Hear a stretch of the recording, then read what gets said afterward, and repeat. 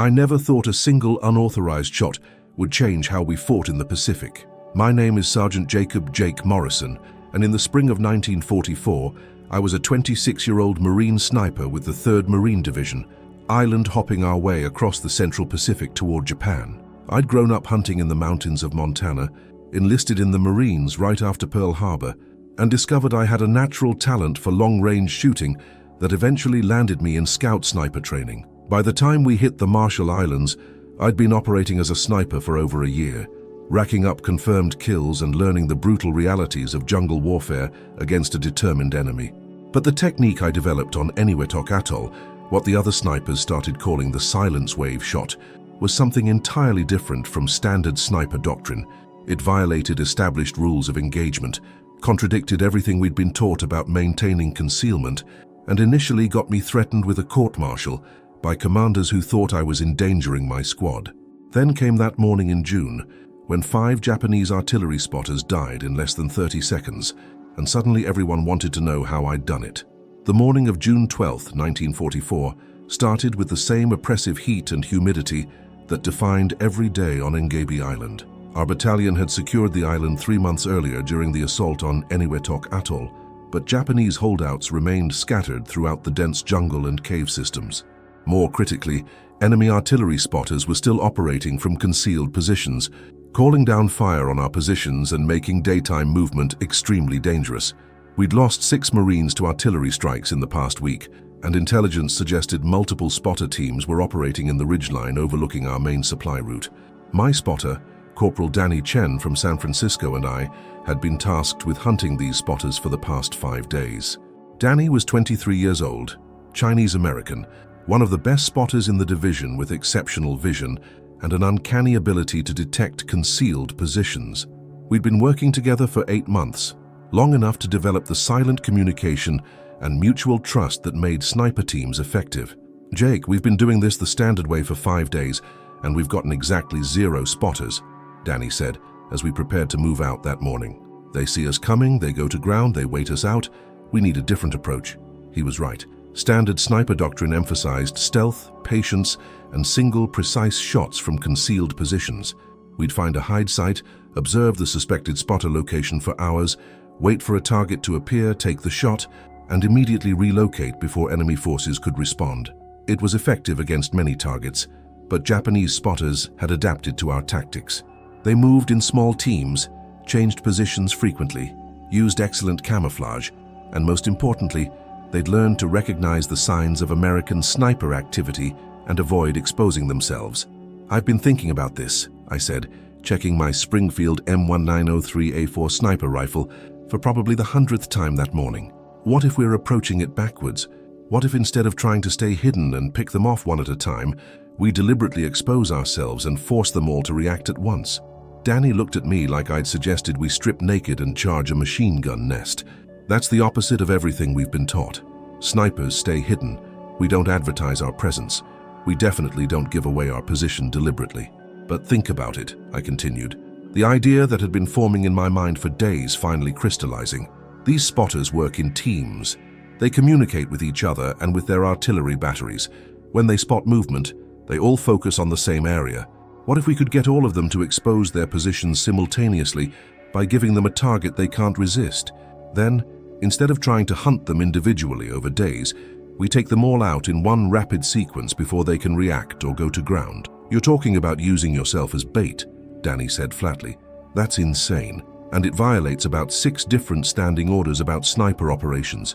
"It's not bait if we control the engagement," I argued. "Look, standard doctrine says we take 1 shot and relocate, right? Because after that first shot, our position is compromised and counterfire is incoming.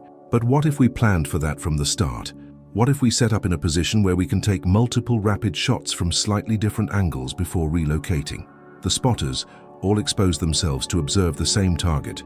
We sweep through them fast, and we're gone before they can respond." Danny was quiet for a long moment, thinking it through. Finally, he said, "Captain Reeves will have your ass if he finds out you're deliberately compromising your position. This isn't cowboy stuff, Jake. There are rules for good reasons." "The rules aren't working against these particular targets," I replied. We've proven that over 5 days of following doctrine and getting no results while Marines keep dying from artillery strikes. Sometimes you need to adapt tactics to the specific situation rather than following the manual regardless of effectiveness. The concept had been forming in my mind since our second fruitless day of hunting spotters using conventional methods. I'd grown up hunting elk and deer in terrain that wasn't dissimilar from these Pacific islands, dense vegetation with limited visibility and prey that had learned to recognize hunting pressure. My father had taught me that when animals adapted to your hunting method, you needed to adapt your method to them. The principle applied equally to human targets who'd learned to counter standard American sniper tactics. We spent the morning scouting the ridgeline, where intelligence indicated spotter teams were operating. The terrain was challenging, dense jungle transitioning to rocky outcroppings with excellent visibility over our supply route below. There were dozens of potential spotter positions, any one of which could conceal a 2- or 3-man Japanese team with radio equipment and binoculars.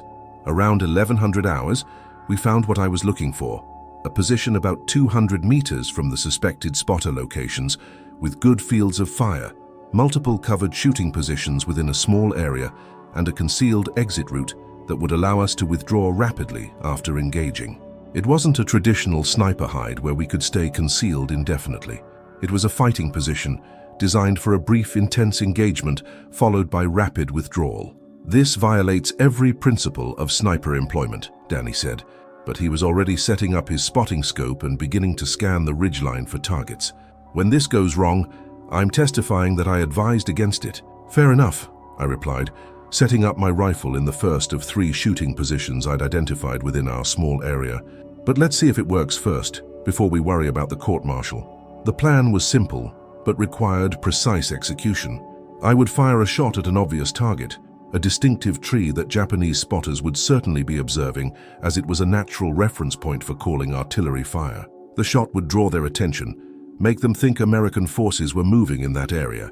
When they exposed themselves to observe and potentially call fire, Danny would identify their positions, and I would engage them in rapid sequence, moving between my pre-positioned shooting locations to vary my angle and keep them confused about exactly where I was firing from. It was the opposite of everything we'd been taught. Instead of one shot and relocate, I was planning multiple rapid shots from essentially the same area. Instead of maintaining concealment, I was deliberately advertising my general location. Instead of patient stalking of individual targets, I was trying to force multiple targets to expose themselves simultaneously. It was aggressive, risky, and completely contrary to established sniper doctrine. I've got 3 possible positions identified, Danny said quietly, his eye pressed to the spotting scope. 2 o'clock, 220 meters, rock outcropping with good visibility. 5 o'clock, 180 meters, dense vegetation, but there's a small cleared area where someone could observe. And 7 o'clock, 240 meters, elevated position in the tree line. Any visual confirmation? I asked. Negative. But those positions are exactly where I'd set up if I was spotting for artillery. Good visibility, good concealment, multiple exit routes. If they're up there, those are the positions they'd use. I settled into my first shooting position, adjusting my breathing and grip. The Springfield felt comfortable and familiar, an extension of my own body after thousands of rounds fired in training and combat. I'd made modifications to the rifle over months of use, adjusting the trigger pull, carefully bedding the action, even hand-loading ammunition to maximize consistency. It wasn't regulation, but it worked. On your call, Danny said. I'll identify targets as they expose. You just shoot what I call. I aimed at the distinctive tree and squeezed the trigger. The rifle recoiled smoothly, the shot cracking across the jungle. The bullet struck exactly where I'd aimed, sending bark and wood fragments flying in a way that would be highly visible to anyone observing that area. For 3 seconds, nothing happened. Then, Danny's voice came urgently. 2 o'clock position. I see movement, looks like 2 personnel with optics. 5 o'clock, 1 personnel moving to observe. 7 o'clock, I've got 3 personnel, 1 has radio equipment. I swung to the 2 o'clock position first. Through my scope, I could now see what Danny had spotted. 2 Japanese soldiers partially exposed from their concealment, binoculars trained on the area where my first shot had impacted. They were trying to identify the target for their artillery batteries. They never got the chance. My first shot took the soldier with binoculars in the head, Before his partner could react, I'd worked the bolt and fired again, hitting him center mass. Both targets down in less than 4 seconds. "Moving," I called to Danny, shifting to my second pre-positioned shooting location 3 meters to the left. The angle change would confuse any return fire and give me a slightly different perspective on the remaining targets. 5 o'clock, target is going to ground, Danny reported. "You've got maybe 2 seconds. I acquired the target, a Japanese soldier halfway to concealment, hesitating because he didn't know where the shots were coming from. That hesitation was fatal. My round caught him before he could fully reach cover. 7 o'clock, 3 targets, they're reacting but still exposed, Danny said, his voice steady despite the intensity of the engagement. I shifted to my third shooting position, giving me the best angle on the elevated tree line position. Through my scope, I could see 3 Japanese soldiers, one with radio equipment, all trying to locate the source of fire while simultaneously being visible enough to direct artillery. It was exactly the situation I'd hoped to create. Multiple targets exposed and confused, unable to go to ground because they needed to maintain observation, unable to effectively return fire because they couldn't pinpoint my exact location. The soldier with the radio was my priority. I fired, saw him go down, worked the bolt, acquired the second target, fired again. The third soldier was starting to withdraw when my 5th shot caught him. 5 targets engaged in less than 30 seconds, all from positions within a 10-meter area, using the angle changes and their confusion to maintain the initiative. "All targets down," Danny confirmed. "Let's get the hell out of here before half the Japanese army responds." We withdrew rapidly through our pre-planned exit route, moving fast through the jungle away from our shooting position. Standard doctrine called for staying near the hide site to observe results and ensure kills were confirmed, but my technique required immediate withdrawal because we deliberately compromised our location. By the time any Japanese response force could organize and reach our position, we were already 400 meters away and moving toward friendly lines. The adrenaline was still pumping through my system as we made our way back. I'd just engaged 5 enemy soldiers in the most intense 30 seconds of my life, violating multiple standing orders in the process. The technique had worked exactly as I'd envisioned, but I knew there would be consequences for the unauthorized tactical deviation. Marines didn't take kindly to individual soldiers making up their own rules, even when those improvised rules produced results. Back at battalion headquarters, I expected to be called in for violating sniper doctrine. What I got instead was an immediate summons to Captain Reeves's command post, where he was talking with 2 other officers I didn't recognize. Reeves was 32 years old, a Mustang officer who'd risen from enlisted ranks and had a reputation for being tough but fair. The expression on his face was unreadable. "Sergeant Morrison, you just engaged 5 targets in less than 30 seconds from essentially the same location, then successfully withdrew with no friendly casualties," Reeves said. "Care to explain what the hell happened out there?" I explained the technique, the reasoning behind it, and why I'd believed it was necessary given the specific tactical situation. I acknowledged that it violated standard sniper doctrine and that I'd made the decision without authorization. I was prepared for consequences, but I believed the results spoke for themselves. One of the other officers, a major I didn't recognize, spoke up. "Sergeant, what you did was reckless, unauthorized, and completely contrary to established sniper employment principles. You deliberately compromised your position, took multiple shots without relocating, and put yourself and your spotter at significant risk." He paused, then added, "It also worked spectacularly well and solved a problem we've been struggling with for a week. We've had forward observers confirm all 5 targets are dead Japanese artillery spotters. Artillery fire on our supply route has ceased completely, so now we need to decide whether to court-martial you for violating doctrine or figure out how to integrate this technique into our tactical procedures." The third officer, a lieutenant colonel with intelligence insignia, leaned forward. "Sergeant Morrison, walk me through your tactical reasoning step by step. Why did you believe this approach would work when conventional sniper tactics had failed?" I explained my observations over the previous 5 days, how Japanese spotters had adapted to American sniper tactics by minimizing exposure time, how they worked in coordinated teams that could support each other, how they'd learned to recognize the patterns of American sniper operations. Traditional one-shot, one-kill doctrine worked against targets who didn't know they were being hunted, but these spotters were aware of American sniper activity and had adjusted their behavior accordingly. The key insight, I said, was that their adaptation to our tactics created a different vulnerability. Because they worked as coordinated teams all observing the same areas, They had to expose themselves simultaneously to do their job effectively. If we could force that simultaneous exposure and then engage fast enough, we could eliminate multiple targets before they could react. It required accepting higher risk to ourselves, but the payoff was eliminating an entire spotter network in one engagement, rather than spending days or weeks hunting them individually. The intelligence officer nodded slowly. You essentially recognized that the enemy had evolved their tactics to counter ours, so you evolved your tactics to counter their evolution. That's adaptive thinking at a high level. The question is whether this can be systematized or if it was a one-time improvisation that worked due to specific circumstances. Over the next 2 weeks, I was both restricted to base pending investigation and simultaneously asked to train other sniper teams on what they'd started calling the silence wave shot. The name came from the idea of a wave of shots breaking the silence of enemy observation positions, sweeping through multiple targets in rapid succession. It wasn't elegant, but it stuck. The technique was controversial within the sniper community. Traditional snipers argued that it violated fundamental principles of concealment and fire discipline. They pointed out that it only worked under specific conditions: multiple targets that needed to observe a common area, terrain that allowed for multiple shooting positions close together, and a sniper with exceptional shooting speed and accuracy. In most situations, they argued, standard doctrine was still the appropriate approach. Staff Sergeant Mike Dawson, one of the most experienced snipers in the division with over 40 confirmed kills, was particularly vocal in his criticism.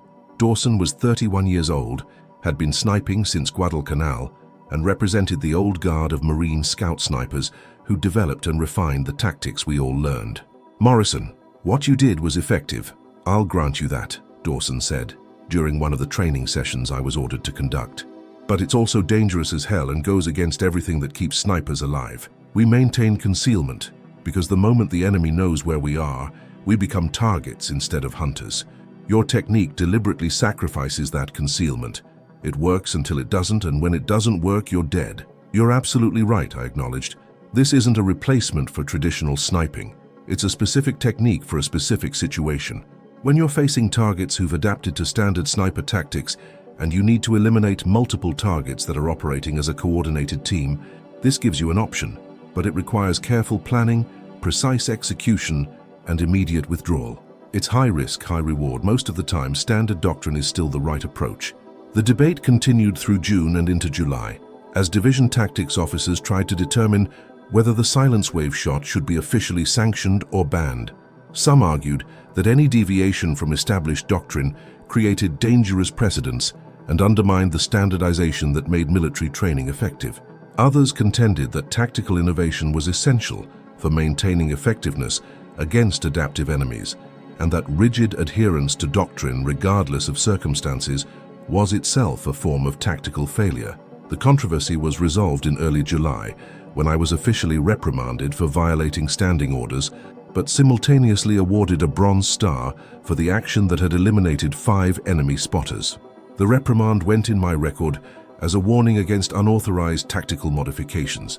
The Bronze Star went on my uniform as recognition that sometimes breaking the rules produces results that following them cannot achieve. It was the most military solution imaginable. Punish the rule breaking while rewarding the results.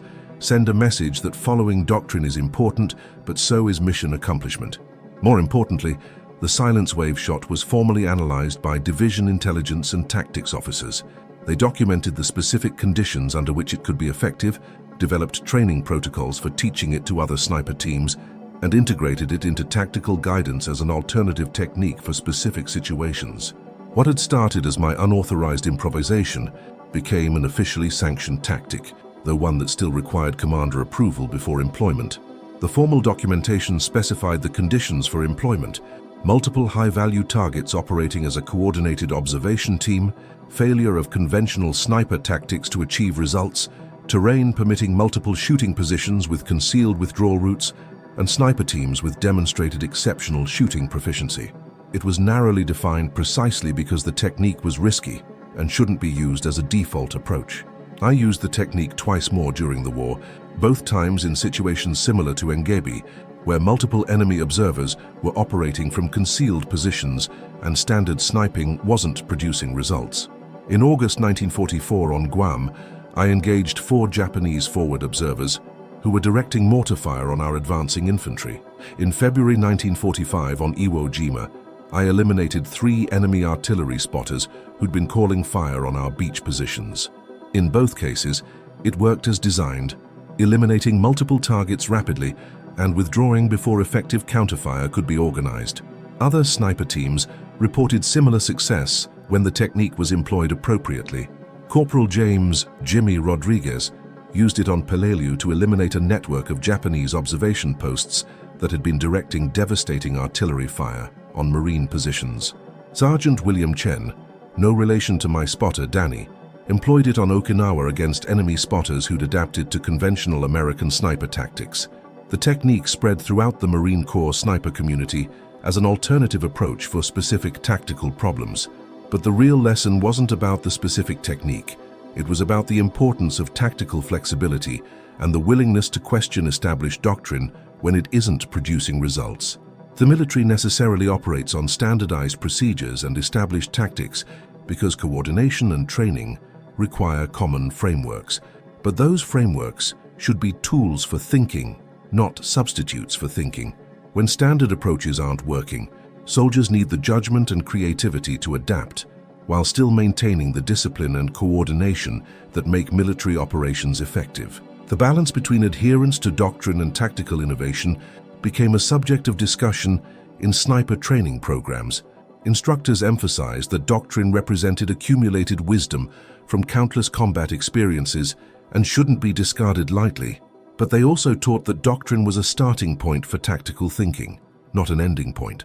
The best snipers understood the principles behind the doctrine well enough to recognize when specific situations called for modifications or alternative approaches. I survived the war and returned to Montana in 1946, going back to the mountains I'd grown up in, with a head full of memories and skills I hoped I'd never need to use again. The silence wave shot became a small footnote in Marine Corps sniper history, remembered by those who'd used it, or been trained on it but not widely known outside specialist communities. That was fine with me.